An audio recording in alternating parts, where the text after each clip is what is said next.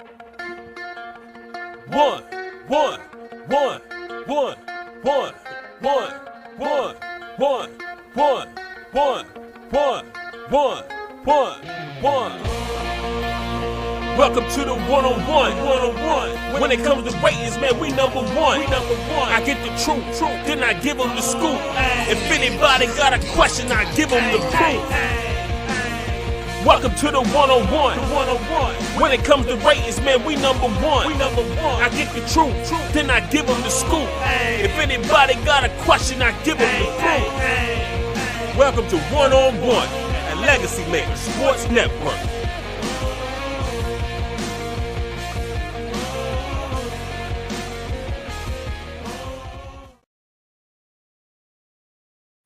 Welcome, ladies and gentlemen. It's episode 133 of One-on-One here on the Legacy Maker Sports Network, and of course, airing on the amazing Bowie Television. I'm excited today. I know y'all said, Darrell, you say it every time you come on here, because it's true. I'm excited. It's another episode, and the biggest thing for me today is I get to meet one of my friends in the industry, get a chance to catch up with one of my friends in the industry, someone who has helped me tremendously, and I don't know how much he realizes how much he's helped me in the industry, but he has. We got a chance to meet last year at the ACC Media Day. We caught up for a quick second at this year's ACC Media Day, but now we get to sit and talk for a little bit to talk about his life, career, and future. With me today, ladies and gentlemen, Mr. Ed Lane, the host of the Fast Lane with Ed Lane. Ed, how you doing today, man? How's everything going? Better than the last time you saw me. You were stressing the last time I saw you. You were stressing just a little bit.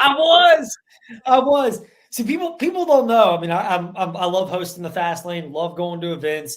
That's the fun part of it. But you know, with our group, we're with the Virginia Talk Radio Network, and with our group, they're and people. You can be on the air and you got to do something else. And right. The and for me is the sales side of things. And you're dealing with people. And I love it at times, but you're dealing with people. So you get all sorts of personalities and quirks and wants and things that pop up. And last week was a little wild because, you know, sometimes things go calm, and that's when I'm the most nervous because you're just kind of like, all right, what's next about to happen? And last week was one of those next that happened. So we're here, but we made it.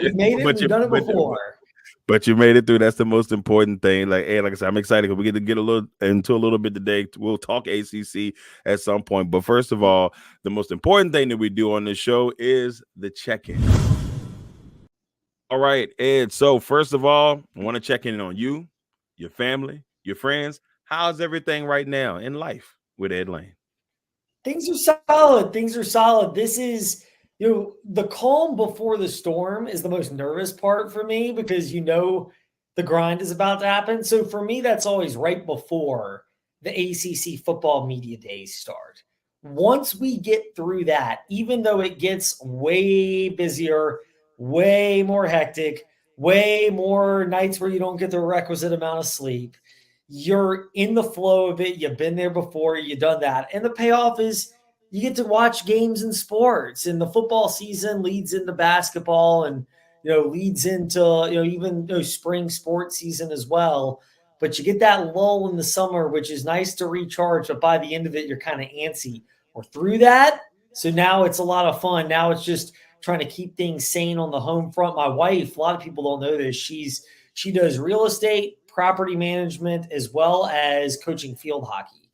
Oh, wow. And field hockey is a fall time of the year sport. So between the two of us trying to also raise 2 6-year-old boys, twins, it's awesome, but there are days where people wonder why I have any of this left. Hey, man, you're keeping the good fight up. I mean, a lot of people laugh at me all the time. I say the Carl Winslow is in full effect.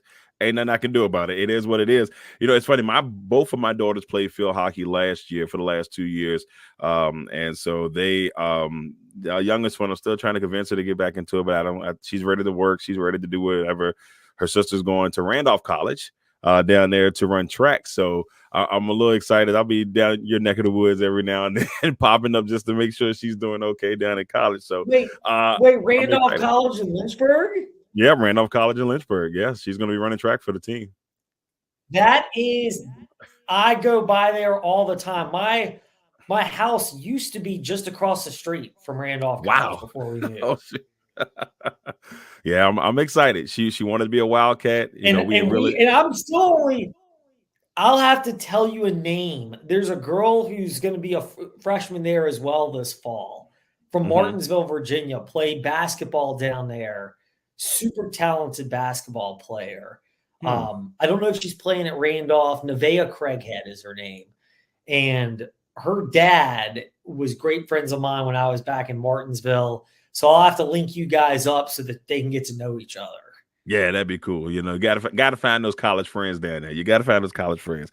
You know, my wife's still kind of getting, you know, used to the fact that this is going down. It still hasn't, you know, I'm being tough through it, but I feel like once I'm like, dang, man, okay, well, I'll be all right there. We'll see.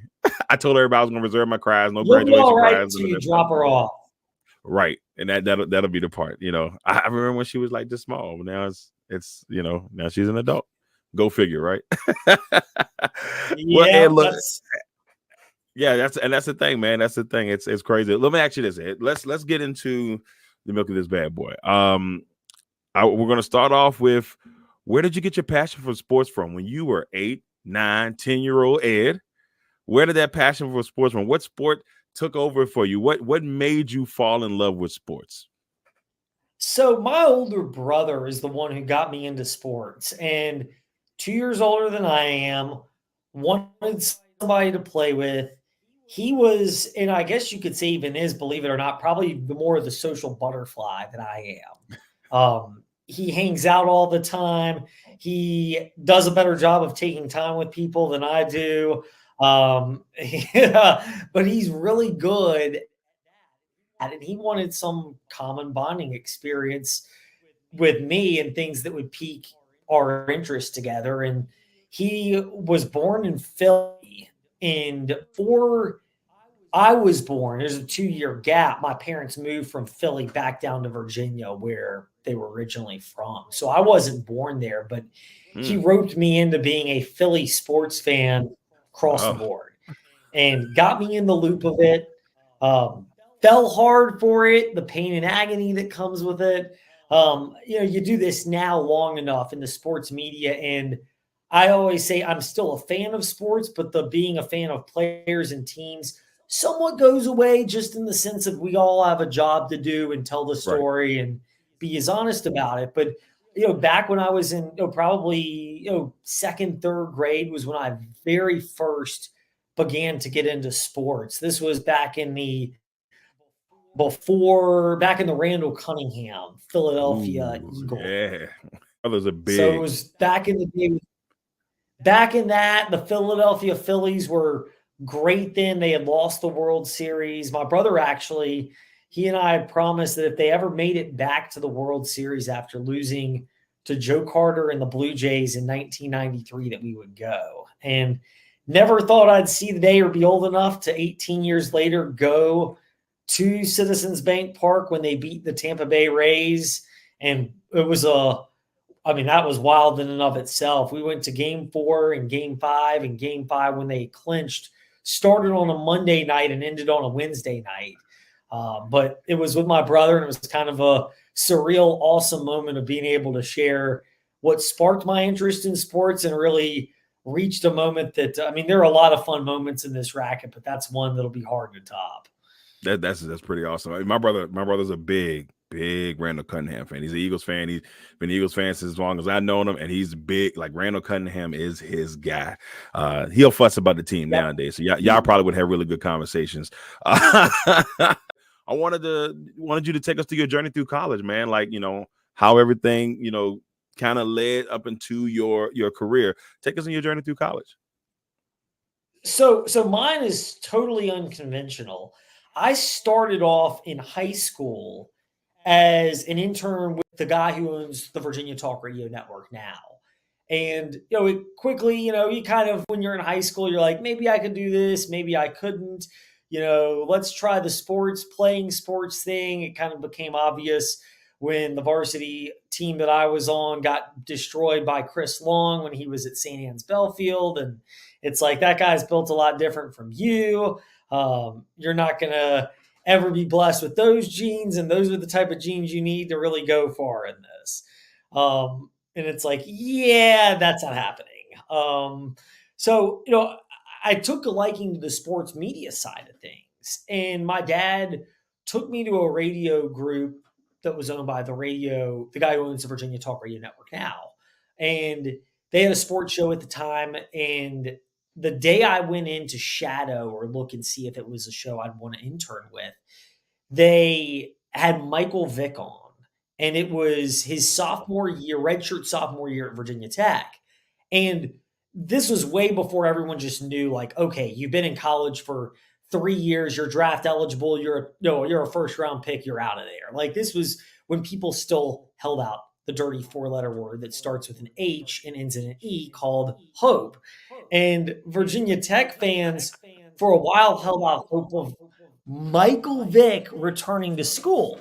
And he had gotten injured that year in a game that my dad and I actually went to against Pitt. And I'll never forget, we're on the way home listening to the post-game show, and they interviewed, they had the call-in segment, which is kind of pun intended here, but hokey, to do that on post-game shows. And, one of them asked the announcers about, well, what do you think? Does this change Michael Vick's outlook on staying at Virginia Tech since he's going to be draft eligible? And they dismissed the question and wanted nothing to do with it. And, that's a red flag raiser in and of itself. And Vic had started to kind of dodge the idea. He backed off I'm definitely coming back to Virginia Tech for my junior year.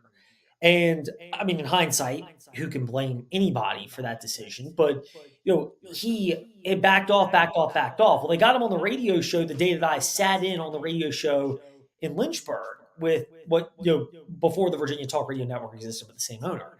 And they had Michael Vick on, and they'd asked him about it. And it was the first time he had been asked about it.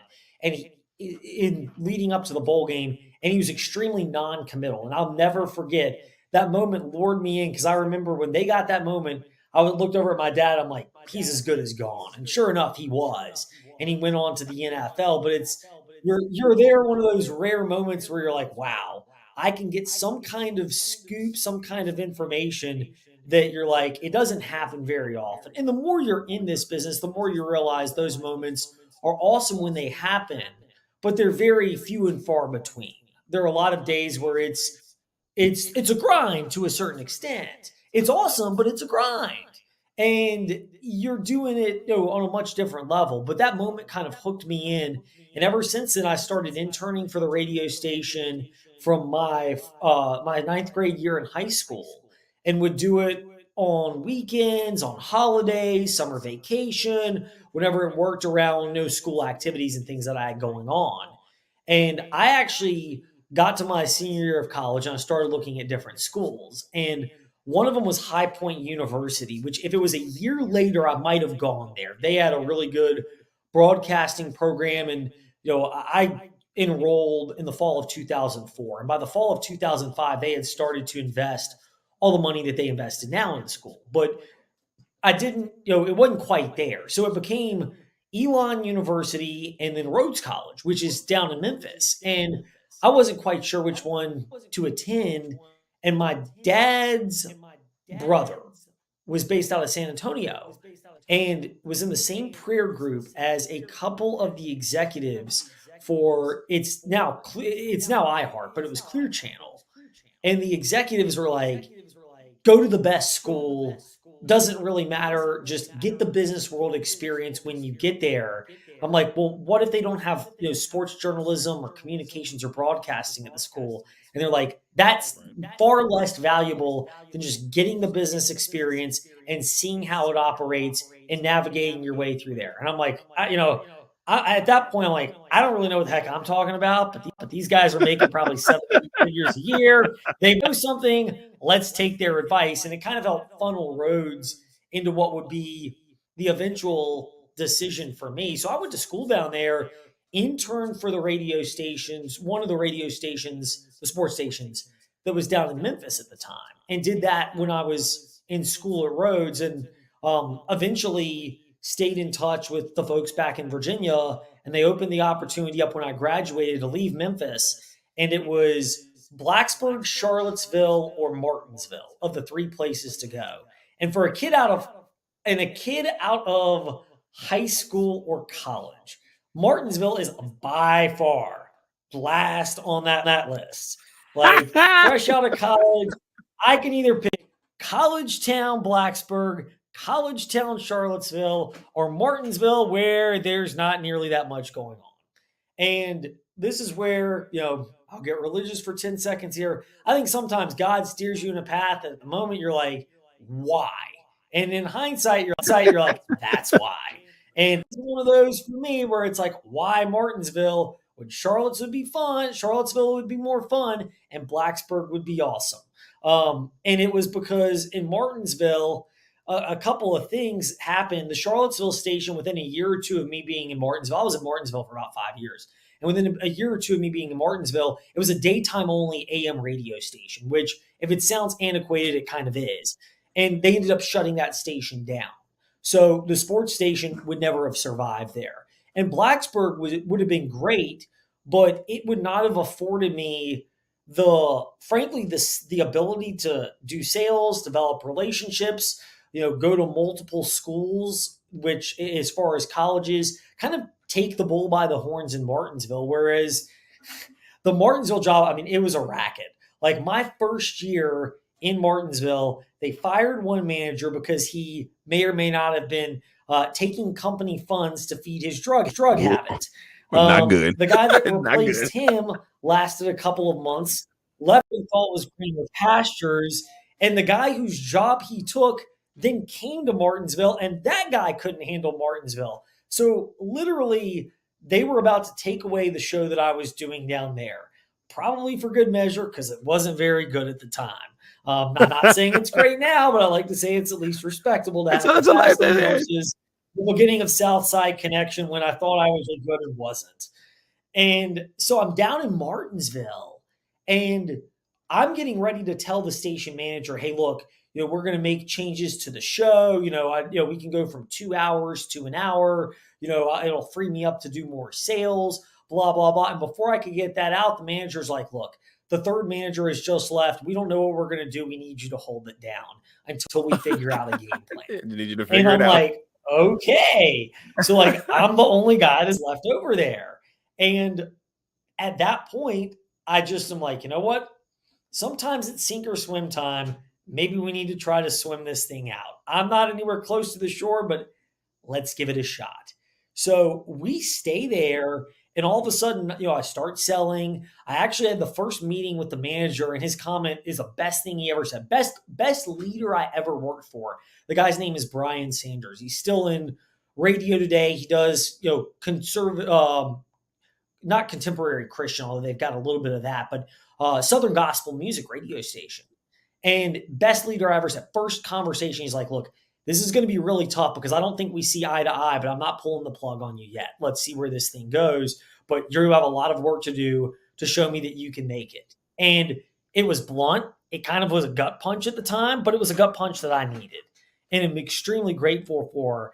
And, they kept me around. And he kept calling me every Tuesday and Wednesday whenever they would have their sales meetings, and kept asking for whatever, asking for updates on, the radio station. And he's like, you're doing fine. You're doing the best you can. I know it's a tough situation down there. And I'll never forget, probably 2 months after this, after I got settled in, it was pretty clear, like, they're probably not adding anybody. It's going to be me and a couple of part-timers. This is it.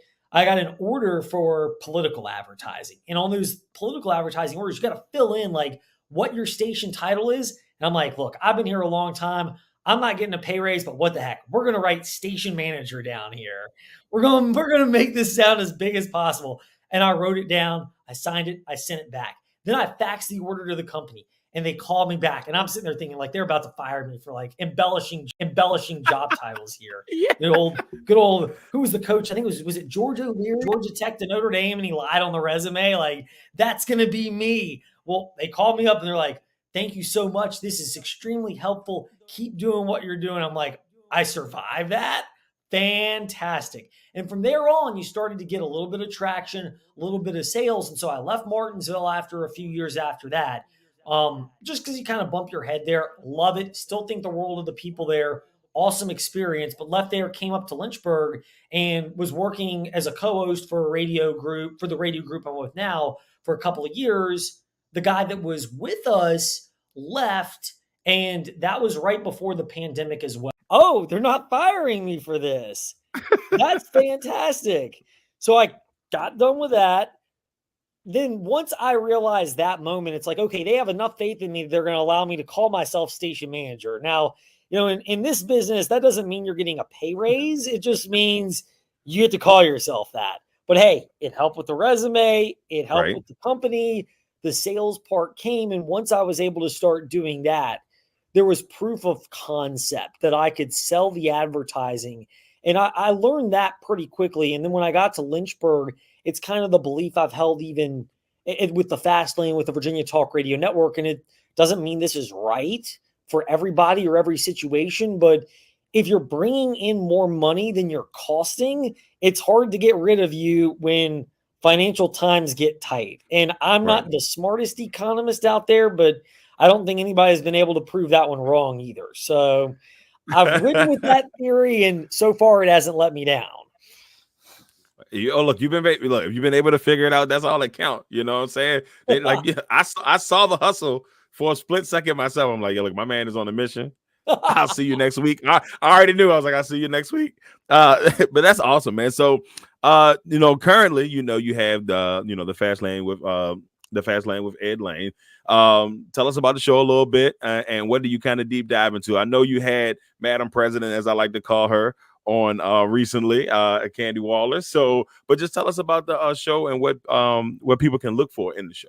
So, I think one of the cool things about like where we're based in Virginia, and I think you guys have noticed this as well with Legacy Maker Sports, is because we're not based in a major metropolitan area. I used to look at that as like the worst thing in the world. It's actually one of the best, because if you love sports content, you can go in a lot more directions and the audience is more open to that. If you're in Philadelphia and you're not talking Eagles probably 90% of the time right now, you're up the creek. If you're in Baton Rouge and you're not talking LSU football right now 90% of the time, you're in trouble. We get to bounce around to different subjects. Virginia Tech, the ACC as a whole, people still care about it for whatever its form is going to look like down the road. We'll cross that bridge at some point. But between that, Liberty University has gotten bigger. JMU with their success has gotten bigger. There's even a rivalry and kind of little clashing between Liberty and JMU fans, which, hey, I'm all for. Creates a nice little... Hey, bring it in. Hey, makes it more interesting. Right. NASCAR is big enough in our backyard just with where we're based. And, it ratchets up, and it will, next week with NASCAR coming to Richmond when it's in Richmond and Martinsville. But people still care about it enough around here that it's great in the sense that when you're in the dog days of summer, that's one subject that you can discuss and people will actually still be engaged with, which is phenomenal. But just overall, I mean, between all those teams, the Commanders, I think there's a little more renewed vigor for them just because of the ownership change, which is, not hard for anybody to believe. But we've seen that. But I mean, that's the best part about, I would say, just the way the Fast Lane can operate is, even though, we notice probably a higher amount of listenership, particularly when it's the college football teams, and probably in particular, Liberty's the biggest one for us. There's an audience for all of it. And that's what's cool is you don't feel like you get burned out talking about one team the entire time, 24/7, 365. And I mean, I'd say that's probably one of the coolest things for us. I'd love to get more, interaction. Back in the day, I used to think like we needed callers all the time. And I'm not opposed to ever taking them. But I mean, y'all probably noticed this with Legacy Maker Sports. And I noticed it with, everybody with whom you've partnered at Legacy Maker and Bowie TV and Double Take Sports and all of those groups, sportsjourney.com. But so much of it's now on social media. And because of that route, people can consume you in so many different ways, which makes it great because the discussion can be ongoing. And I mean, other than it being a little creepy when people come up to you at like the gym and they're like, "Hey, I'm listening to you." I'm like, "Hey, that's really weird, but thank you." Great. I appreciate you. Like, I appreciate you, cool with that. But yeah, I mean, look, that's the awesome part about it. And I would say, like, and I don't know, I mean, I don't know if that's the case for you guys, but for us, certainly having so many different teams to cover is big. And even like with where we're based, high school football and high school sports in general carry enough clout that people love hearing about that type of stuff, even if it's just a question or two about any of the teams in our footprint, because we've got, 10 to 15 that are within our footprint, but you Right. ask different questions. People love that stuff. And I mean, look, the coaches and players at that level are often so appreciative of the coverage that they're great to work with within reason. So, Yeah, I think that's the best part about it. I think one of the biggest things I learned when we first started the network was, they tell you to grow locally and then spread out. And for me, I think just having that to be in touch with, the teams in the area. Like for me, Richmond is big for me. Richmond sports, Richmond VCU. I mean, I usually will travel up to UVA, but Richmond and VCU are right there in the backyard. So when we first started, they were our bread and butter in the beginning. So we got a really good thing going with them. So I'm kind of attached to the hip to those two, but it's been nice to kind of see everything kind of spread out where we've got people at Liberty, we've got people at UVA, we've got people at Tech, and people down at the 757 at ODU. So it's just nice to kind of see it grow throughout the state. And I told somebody I'd be happy if I'm just in the state and we're making things happen in the state. I'd be cool with that. It's nice to do the national thing too as well. I mean, but it's definitely one of those things where you can see the growth. You can see everything kind of just like flowing. But yeah, the conversations do get pretty interesting from time to time, and I fairly enjoy them. yeah, and I think the other thing too is, I mean, there's still fans everywhere. Like True. what you see on the big networks, don't get me wrong, like they're there because the more people in the country care about the national teams. That's why they're often termed national teams. And plenty of our audience likes those teams, and we get plenty of fans. Lakers, Steelers, Cowboys, Yankees. I Right. mean, it is what it is. There's fans of all different backgrounds and lifestyles that gravitate toward those, but there's an underserved element to a lot of the local teams where there are fans, but there are not as many outlets for them to express their opinions and to have those Right. dialogues and discussions. And I mean, as a business owner yourself with Legacy Maker Sports, and I don't own the Virginia Talk Radio Network, but I sell for it. So I have to think enough in terms of Right. business. Not on Right. y'all's level, I get, but like on enough to at least know, like it's supply and demand, and there's not as much of a supply of people talking about a lot of the teams in our area and giving a forum for that. And there is, not the demand on the national scale, but relative to the market, there is a demand for it, and that's where Right. we can come in and fill that. And it's what makes these type of platforms really awesome. I do agree with. Let's talk a little bit about ACC. Now, last week, we both were at ACC. I think you were there a little bit longer than I was. I unfortunately I was only there for one day, and then I had to do a power run up to DC for Commanders Camp last week, so I couldn't stay as long as I would like to. But I did get a chance to sit and kind of listen to Coach Pry and listen to Coach Tony Elliott kind of explain themselves and what they got looking out for the year. This is just a little bit of what happened last year in the ACC for these two teams, and then we'll get into overall ACC. But Tech last year, 7-6, they they make it to the bowl. They found a way to get a win over Tulane in the Military Bowl, so they get a dub. They were kind of middle of the pack in defense and offense, but most importantly, for most Tech fans, they beat up on UVA. Now, outside of the journalism world, I'm a big Cavaliers fan, so it wasn't a pretty sight. And it wasn't a pretty sight last year in Charlottesville. So with Coach Tony, he's been through a lot. We've seen him, go through the tragedy they had a couple of years ago. It feels like last year they were kind of on the cusp of, maybe being a better team than we thought. Like the 3-9 record may not indicate how good they could have been. If some games had went the other way that didn't end up, they had leads and lost leads. And I think if I'm not mistaken, 5 out of the 7 games that they had within 7 points, they lost. So they went 2-5 in those tight knit games, those overtime games.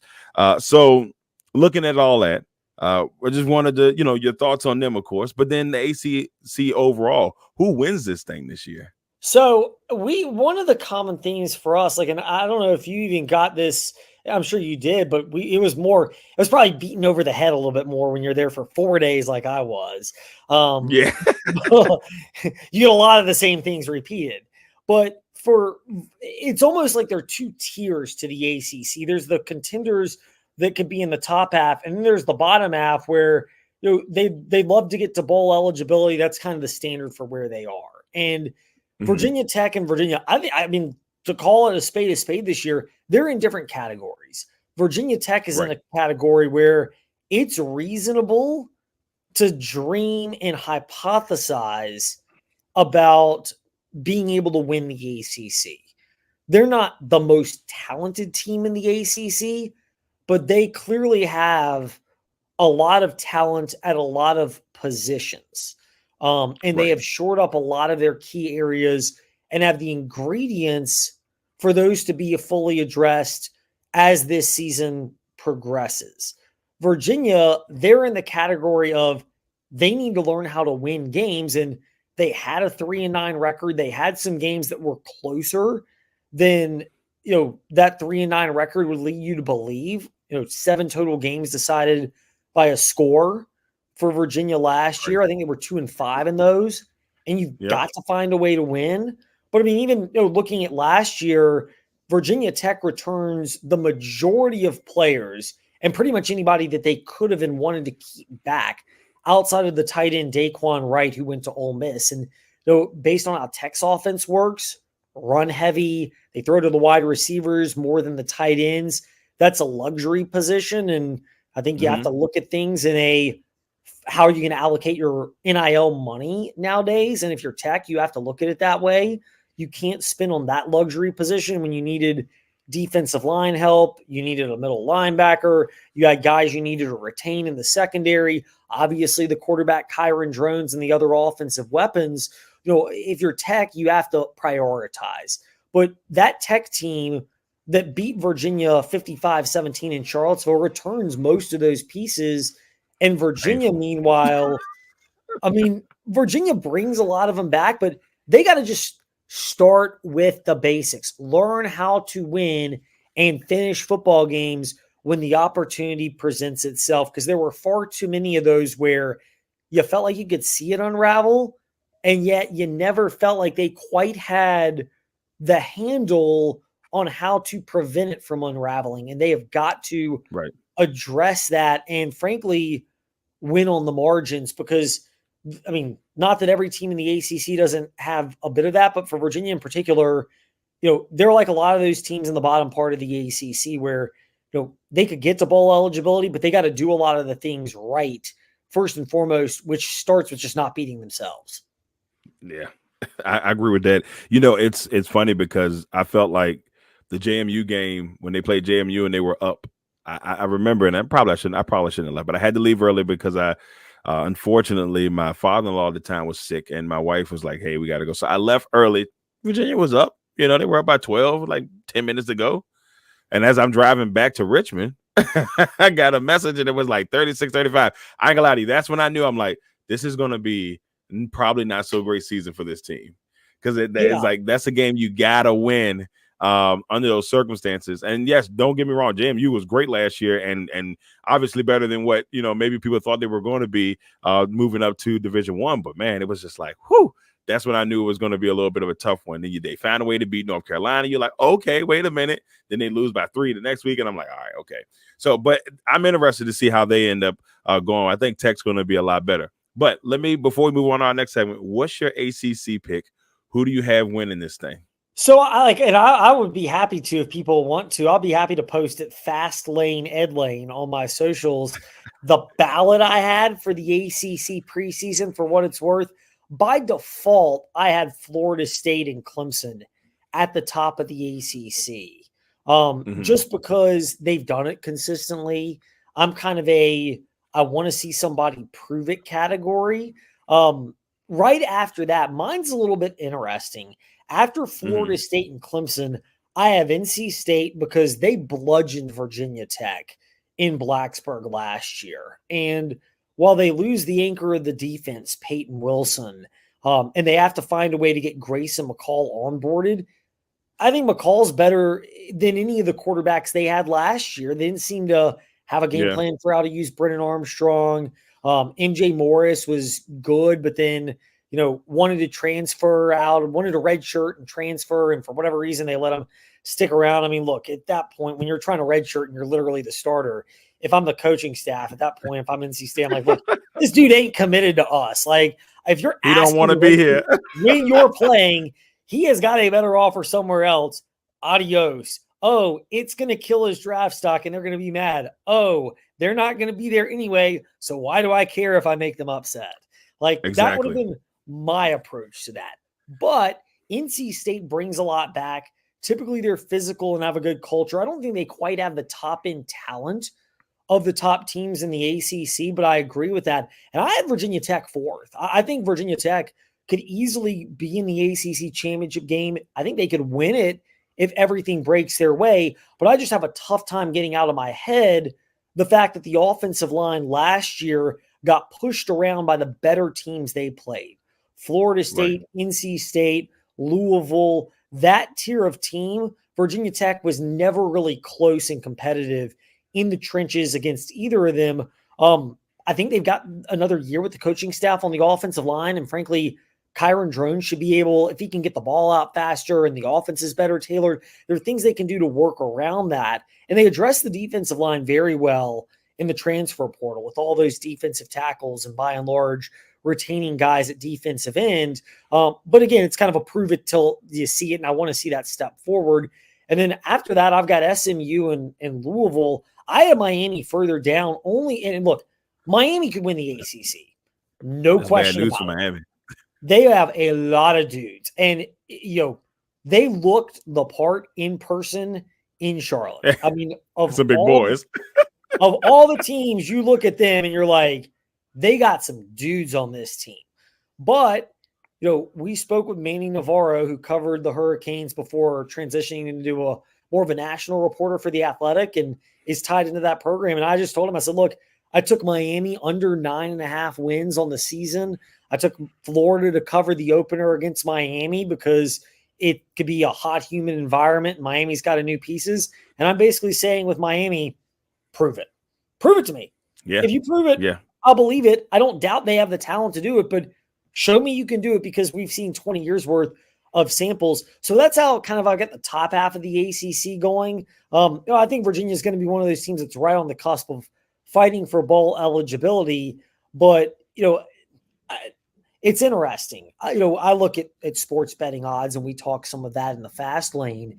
And Virginia Tech's season win total started out at 7.5, and then it went up to 8, and then it went up to 8.5. So clearly there's a lot of people buying in on Virginia Tech in the preseason. Virginia's has been 4.5, and it hasn't moved at all in any direction, which tells me it's probably about right based on preseason. Like, they might get some breaks to go over that, but they've got a really challenging looking schedule, especially the back half of it.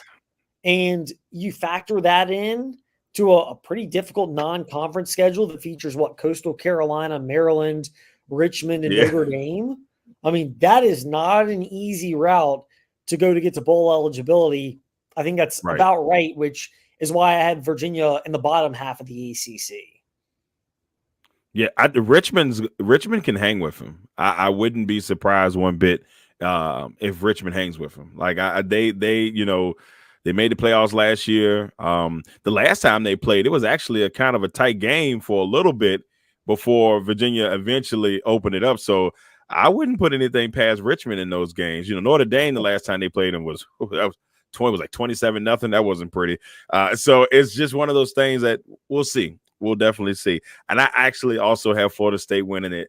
I'm not going to try to store DJ's last name, but DJ, former Clemson quarterback, then Oregon State, now back to the ACC.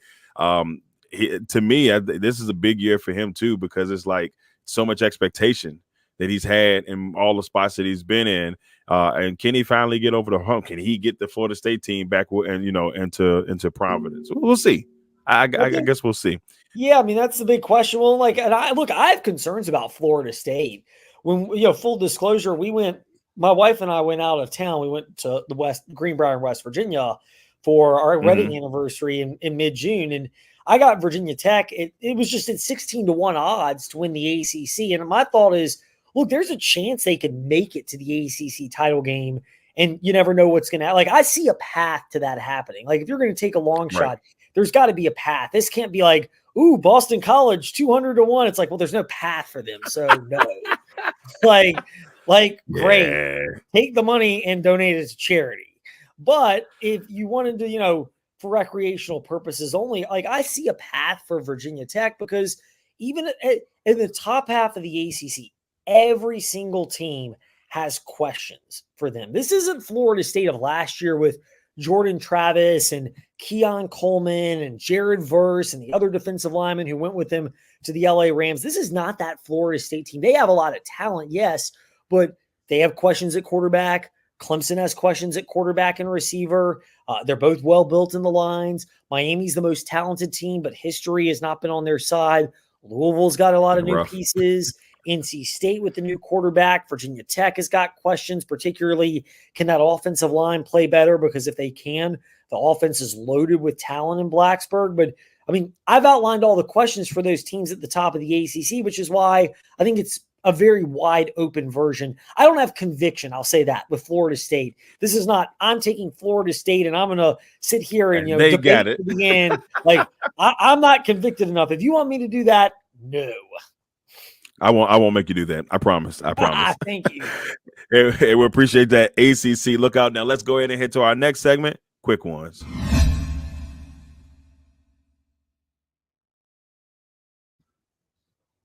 Ed, are you ready for the Ed Lane edition of Quick Ones here on 101? Yes, fire. What's the time limit, by the way? I can run them out. We said there's really no time limit, but if I give you one, I said 30 seconds to a minute, okay? We'll give you one out of curiosity. Here we go. First one, your favorite sports moment. Favorite sports moment. As a fan, Philadelphia Phillies winning the World Series and the Philadelphia Eagles winning the Super Bowl. This is pretty solid ones. Like, let's go to the sad side. Your worst sports memory. Probably. Oh God, that's a good one.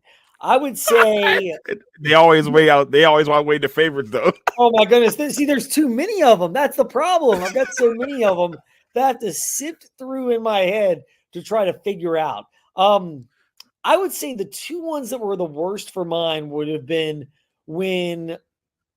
Probably the one that stood out the most was when the year after the Eagles went to the Super Bowl. Darrell Owens did his holdout back before everybody just knew how to handle holdouts, and he had the holdout. Yes, push-ups, everything. Yeah. And they played Dallas on Monday Night Football. The Eagles do. And I swore, like, all right, this is going to be the game where they prove they can win without T.O. And they're driving down the field to win, and they throw a pick six to Roy Williams, who happened to have been the one that broke T.O.'s ankle and start the whole thing. And Dallas ends up winning the game.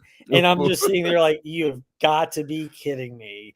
That's the moment. So it probably would be that one, along with the Joe Carter moment back in 93. I was a little younger and didn't fully grasp it. So it would probably be those two moments. I'm a throw. I've told this before, but I wanted to tell you. So I had the worst one for me. It's a group. It's like a solid group. As a Packers fan, there's been three things that have happened that is just NFC Championship game 2015, the worst.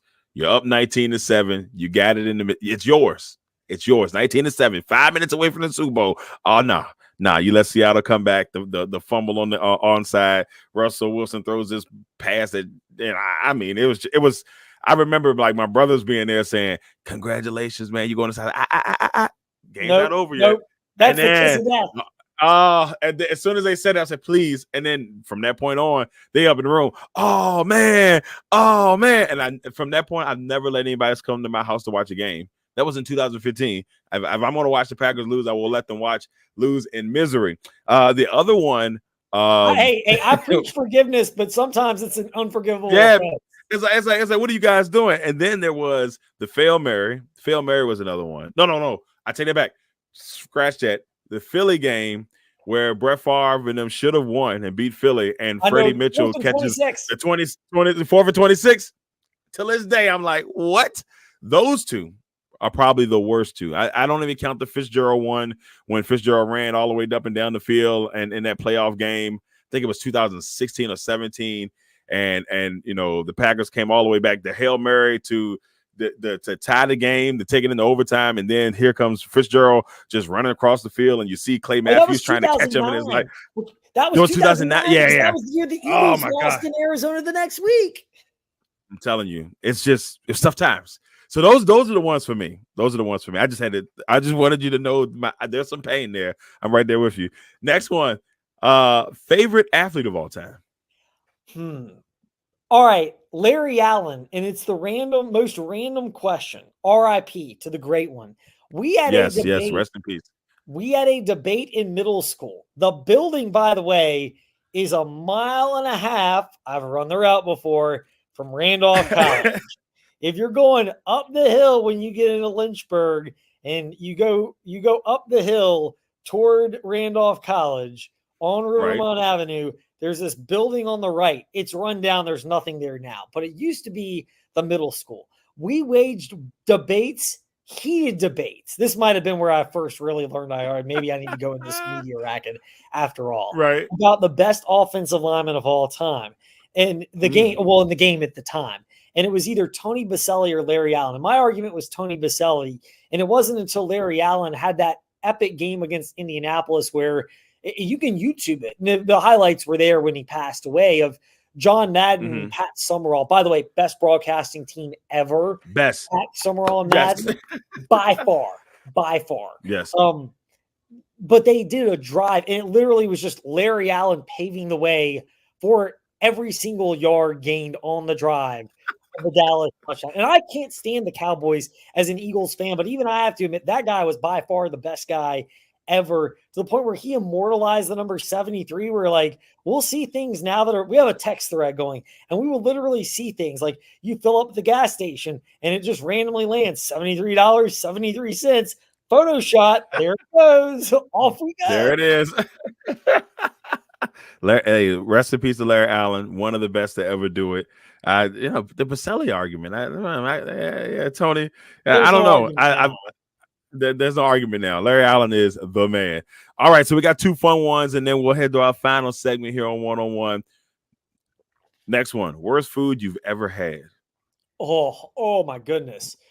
Oh, worst food I've ever had. Oh my goodness. Geez, you're making me stretch really, really far. Is this like one meal or is this one kind of food? It could be one kind of food, either or.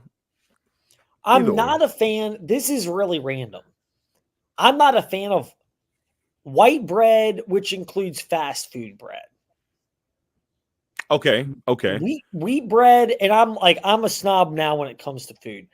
I will do bread, especially like fancy artisanal bread, like farmers market type stuff. Yeah.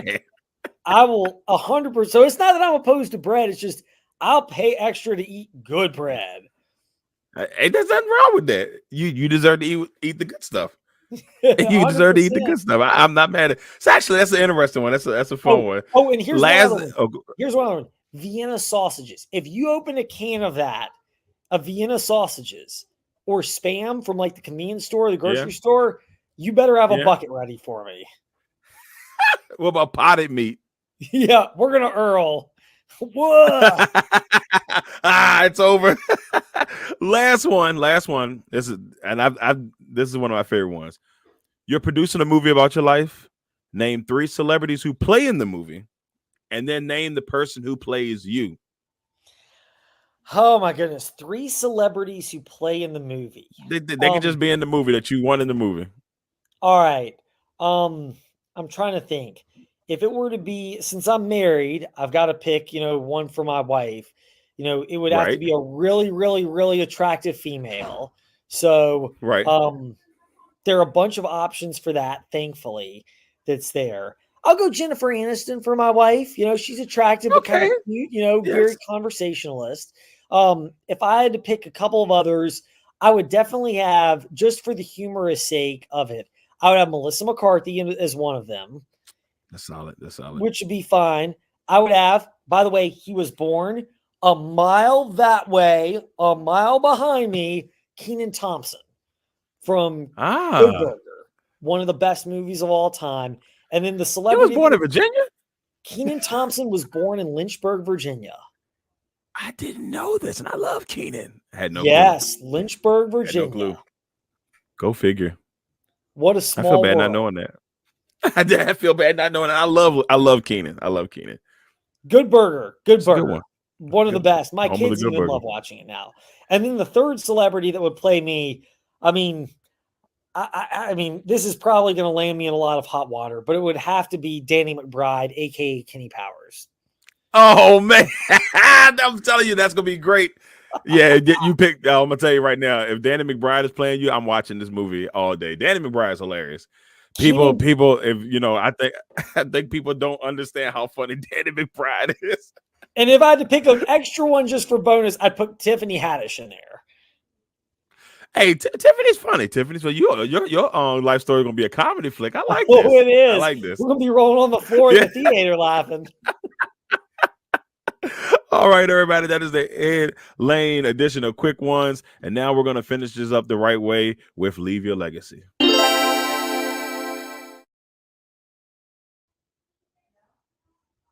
All right. So, Ed, first of all, man, we want to thank you for coming on and spending some time with us. We had a couple technical difficulties, but that's technology. You know how technology would treat you. Oh, yes, so we do apologize for that, but we thank everybody for staying with us with that. So before we go, leaving your legacy. First question on this: what legacy would you like to leave in the sports world when you've retired? Or you just gonna hang on the mic until the very end? I love doing it and having as much fun. Like, I don't pretend to know what the future holds with this. There's so many unpredictabilities. Right. I mean, as long as they'll have me, I love doing it. But I understand there are things that are outside of your control. I'm probably more accepting of that than I used to be. I'm a Christian man of faith, and I'm not the most perfect person in the world, obviously, but I'd like to hope people believe that I'm the type of guy who tried to do it the right way, who tried to entertain and have fun and be honest and do it the right way. And sometimes that comes with drawbacks of, you may be a little bit too brutally honest, but I'd always rather err on the side of that. And what you see is what you get. And that is something that I've always tried to put out there, and, to each his or her own. I'm as much of a man of faith as I believe that I am. I'm a believer as well that this is still supposed to be a safe space. So I'm not a fan in the sense of people are supposed to still enjoy it. So I'm not a fan of like tearing people down, even if you have vehement disagreements with their lifestyle or their politics or whatever the case may be. And I understand some people are just like the way they're wired, they just can't engage in like I can't help it. Like they can't do it. Right. But I'd like to believe that like my outlet is a place where people can go do that, and if I'm around and have a say in it to do it my way, that's one of the things that I want people to be able to leave my legacy is, hey, he tried to do it the right way. People paid attention and listened to it. But if there was a song that may be more accurate, go to YouTube and listen to My Type by T.I. And they're like, impossible to stop them, had a head like cement. And I'm like, that's probably me. I love it. Last thing, man. Hey, look, is there any special projects that you got going on right now that you want to tell us about? Anything going on in the world of Ed that we have to know about? I don't know if there's anything it's probably the worst thing to do. Like, yes, there are tons of exciting things coming along the pipe, and then it's like the same stuff everybody else is doing. We got everything. Exactly. You can't wait to see what's happening next. We just try to do it good every day and have fun with it a lot of the times, and be an open spot where people can converse. And if we can weave it into the audio portion of the fast lane, we do. But even if not, we want to do it online. I'm a big believer, as much as within reasonably possible, of responding to people and communicating with them if you reach out on social media. Just because, look, if you're taking the time to pay attention to what I'm saying, whether it's through social media content or the show or the podcast or however you consume whatever it is I'm doing, like, dude, you're taking your time to give some of that to me. And I may not be the most timely to respond to it, but if you take the effort to do that, I'm going to do the best I can. I'm not perfect with it, but to try to at least engage in some kind of conversation with it. I love it. I love it. See, he's not a hard man, So if y'all listening, just give him time. He gonna get to you. You just got to give him time, man. You know how many people hitting this man up? Once again, everybody, this has been episode 133 of One-on-One here on the Legacy Maker Sports Network, and of course, airing on Bowie Television. Now, next week, we got a fellow Bowie Television teammate of mine that will be joining me for episode 134, and that's my man Terrence Pitts, co-host of the Pitts and Push Sports Talk radio show. Can't wait to have Terrence on here to talk about his life, career, and his future. And, we'll get into a little bit of that Bowie State, because I know, he's deep into the Bowie State world, so we'll get into all of that next week. And so I can't wait to have Terrence on with me next week for episode 134. Once again, everybody, want to thank you all for tuning in. Ed, it has been an absolute pleasure, man. I'm glad that you spent a little bit of time with me, a little bit close to an hour. So I really do appreciate you spending that time with me, brother. I appreciate it. Anytime, how to get a hold of me. Love the work that you guys do, and say hey to El Presidente de Bowie TV. Yes, you all. Yes. Yes, I will definitely make sure Madam President gets the message. All right, everybody. I'm Darrell Owens, Legacy Maker Sports Network, Bowie Television. Of course, Ed Lane. Thank you, Ed, once again for tuning in. This has been episode 133 of One-on-One here on the Legacy Maker Sports Network. One.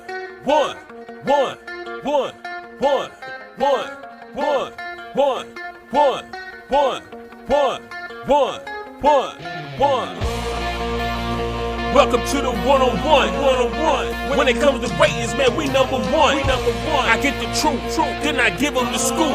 If anybody got a question, I give them the proof.